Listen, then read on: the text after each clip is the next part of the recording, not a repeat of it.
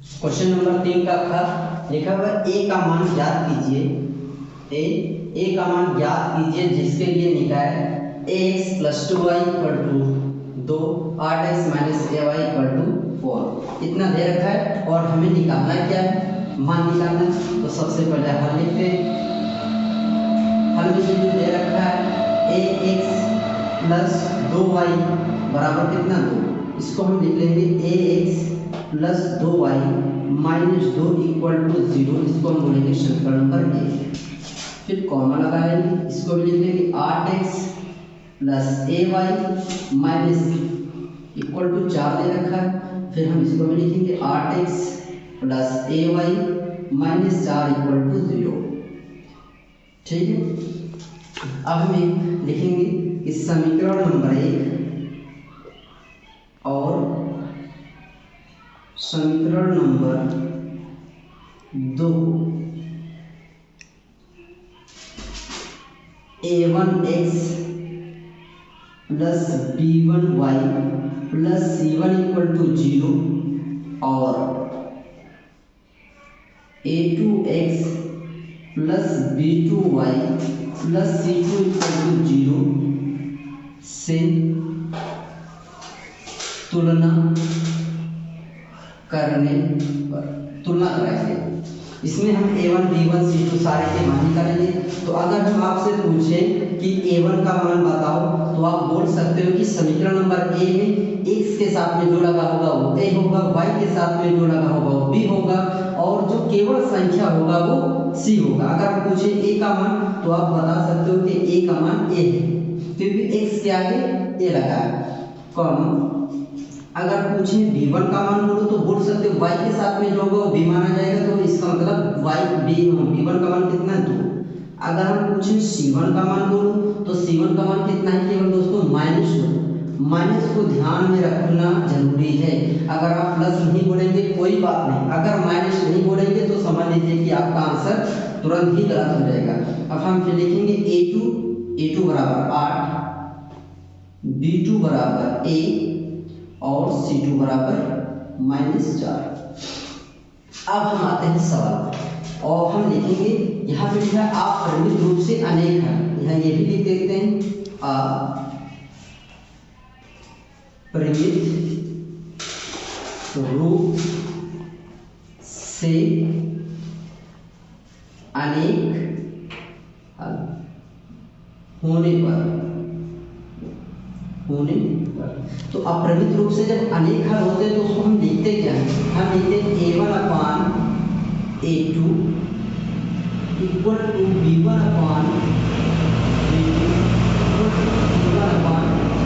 सारे को बराबर में लिखते हैं। ठीक है, ये हम सारे को बराबर में लिख दिए। अब हम क्या काम करेंगे, सभी का मान इसके अंदर हम क्या कर देंगे, रख देंगे। a1 का मान कितना मिला है बोलो, a1 का मान मिला है कितना 1, तो a लिख दिया। a2 का मान कितना मिला है, a2 की जगह पे हम क्या लिख देंगे 4 लिख दिया, बराबर लगा दो। b1 का मान कितना मिला है 2 लिख दिया। b2 का मान कितना मिला है 1 लिख दिया, बराबर लगा दिया। c1 का मान कितना मिला है -2 लिख दिया। c2 का मान कितना मिला है -4। आप दो तरीके से इसको कर सकते हैं क्योंकि हमें जो निकालना है वो हमें केवल a का मान निकालना है। तो हम अगर चाहें तो इनको साथ में ले लें और a का मान निकाल सकते हैं। आप अगर चाहें तो एक बार इसको साथ में लेंगे तभी भी आंसर आएगा। हमें a का मान निकाल। एक चीज और ध्यान में रखना, ये जो लाइन लिखी है ये लाइन इंपॉर्टेंट है क्योंकि यहाँ पर जो बोला जाएगा वही कंडीशन से हमें रखना पड़ेगा। यहाँ पे आप बोला गया अपरिमित रूप से अनेक हल है तो ये कंडीशन, अगर बोल देता है कि इसका कोई हल ना होता तो नॉट इक्वल टू यहाँ पे लगा देते। अगर बोलता है इसके केवल एक हल है तो a1/a2 = b1/b2 बोलते। तो यहाँ पर ये भी ध्यान में रखना। हम इसको और इसका कंपेयर कराते हैं, लिखेंगे a/8 बराबर 2/a। a और a का गुणा करा लो तो हो जाएगा a² बराबर 8 का 2 से करा लो तो 8 दूनी 16। a² बराबर कितना 4 का स्क्वायर कर सकते हैं क्योंकि दोनों तरफ से स्क्वायर हटाएंगे तो a का मान कितना आ जाएगा 4। ये आपका हो गया आंसर क्योंकि हमें निकालना क्या था a का मान निकालना था। तो a का मान हमारा कितना आ गया, a का मान हमारा आ गया 4। ठीक है। अब हम क्वेश्चन नंबर तीसरे का गा करेंगे। क्वेश्चन नंबर तीसरे का गा लिखा है, दिए गए चित्र में PS अपॉन SQ बराबर PT बटे में TR है तथा PST मतलब कि S का कोण PRQ आपस में कैसे बराबर है। तो हम ये भी बोल सकते हैं कि ये तिर्यक रेखा है, अगर ये एंगल बराबर होगा तो ये भी आपकी तिर्यक रेखा है। तो जैसे यहाँ पे एंगल बनेगा वो एंगल यहाँ पर भी बन सकता है। तो अब हम इसको हमें दिखाना क्या, प्रूव क्या करना है कि हमें ये बताना है कि PQR कैसा है, समबाहु त्रिभुज है। समबाहु त्रिभुज होता है क्या है, जो आपस में सारे कोण बराबर होते हैं, जिनकी भुजाएं आपस में क्या होती हैं, बराबर होती हैं, उसी को बोलते हैं हम समबाहु त्रिभुज। तो हल करते हैं इसको। सबसे पहले हम इसमें लिखेंगे, दिया है आपका क्या दे रखा है, दिया है आपका PS बटे में SQ ये दे रखा है, PT बटे में TR भी दे रखा है, कॉमन ये दे रखा है, और एक चीज और दे रखा है कि PST बराबर है कि एंगल PRQ के, ये बराबर सिद्ध करने वाला उसको भी लिख देते हैं, सिद्ध करना। सिद्ध क्या करना हमें कि त्रिभुज PQR में बताना है कि कैसा है, एक समद्विबाहु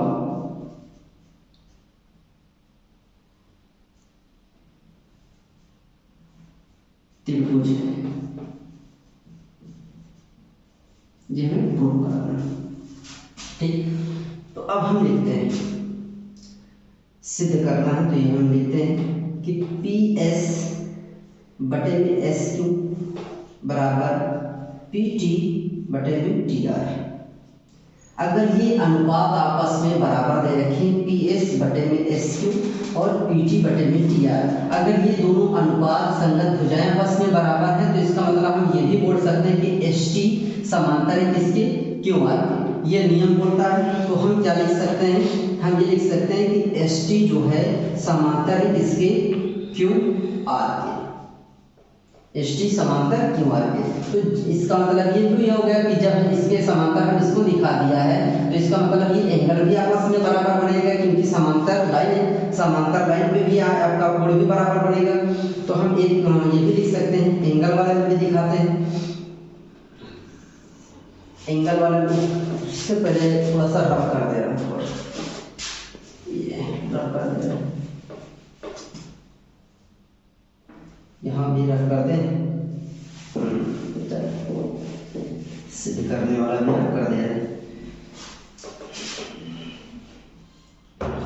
तो अब हम लिखेंगे, एंगल लिख लेते हैं, त्रिभुज लेते हैं, त्रिभुज P लिखेंगे PST त्रिभुज, और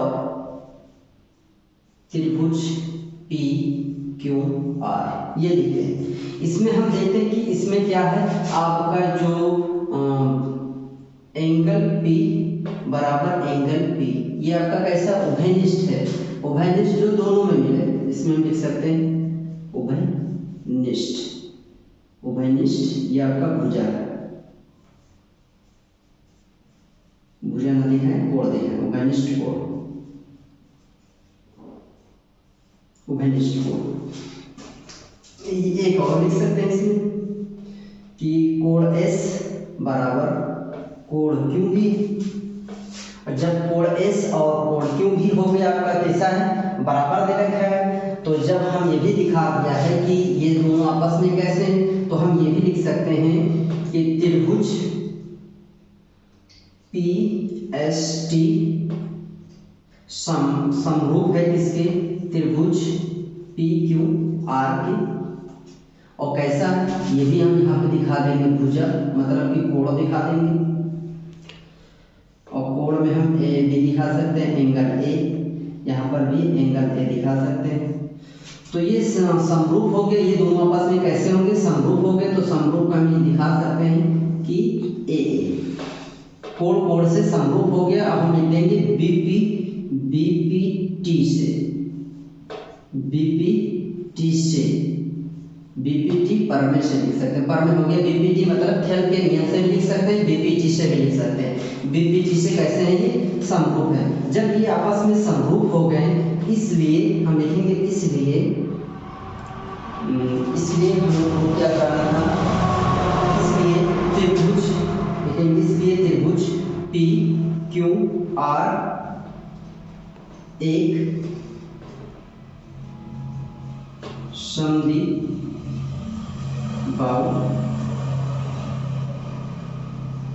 त्रिभुज होगा। ये हो गया आपका आंसर, ये प्रूफ हो गया, सिद्ध हो गया। ठीक है, अब हम क्वेश्चन नंबर 4 करेंगे। 4 नहीं, क्वेश्चन नंबर हमें करना है घ। क्वेश्चन नंबर घ देखते हैं।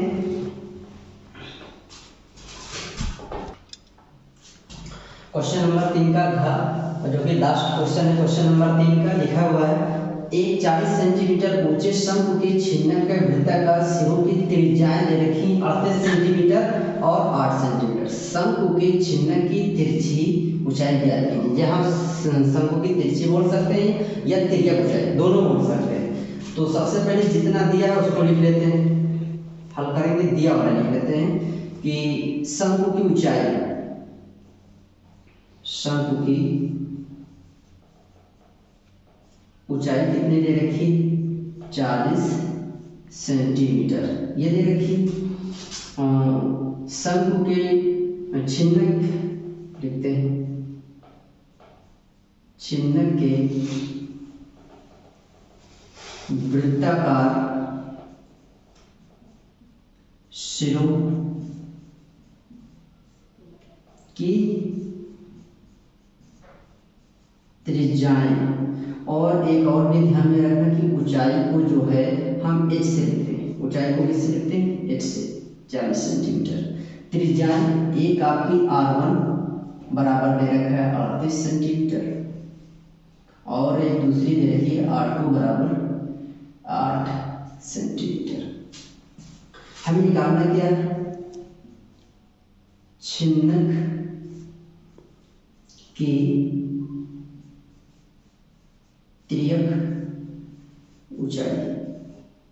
हमें ये तिर्यक ऊंचाई इसलिए लिखते हैं क्योंकि आप तिर्यक ऊंचाई भी होती है और तिरछी ऊंचाई भी होती है, दोनों होता है, तो हम तिर्यक भी लिखते हैं। तिर्यक ऊंचाई को किससे लिखा जाता है, एल से, क्वेश्चन मार्क, क्योंकि इसको हमें निकालना है। तो हम ये भी फार्मूला में मालूम है, एल बराबर √h का square plus r1 minus r2 का होल स्क्वायर। ये सूत्र होता है तिर्यक ऊंचाई का निकालने का, छिन्नक के तिर्यक ऊंचाई। तो L बराबर √h का मान कितना, 40, तो 40 का स्क्वायर प्लस r1 कितना 38, r2 कितना 8 का स्क्वायर। फिर लिखेंगे L बराबर √4 चौको 16, 2 जीरो लगा दो, और यहाँ पर भी कितना बचेगा, 4 30 बचेगा। यहाँ कितना बचेगा, 30 का स्क्वायर। फिर L बराबर 16 और 3 त्रिका 9, तो 16 9 तो हो गया 25, तो हम लिख सकते हैं कितना, 0 0 2 0, तो ऐसे 9 6 15 मतलब कि 25। तो L बराबर, तो इसका मतलब है कि 25 को हम ये लिख सकते हैं 5 गुणे 5 और 100 को लिख सकते हैं 10 गुणे 10। तो इसका मतलब इनका भी जोड़ा बन रहा है, इनका भी जोड़ा बन रहा है। तो इसका मतलब तिर्यक ऊंचाई जिनका जोड़ा बनता है उनको एक बार लिखा जाता है। तो तिर्यक ऊंचाई कितनी आ गई, 50 सेंटीमीटर। ठीक, तिर्यक ऊंचाई आपकी कितनी निकल गई, 50 सेंटीमीटर।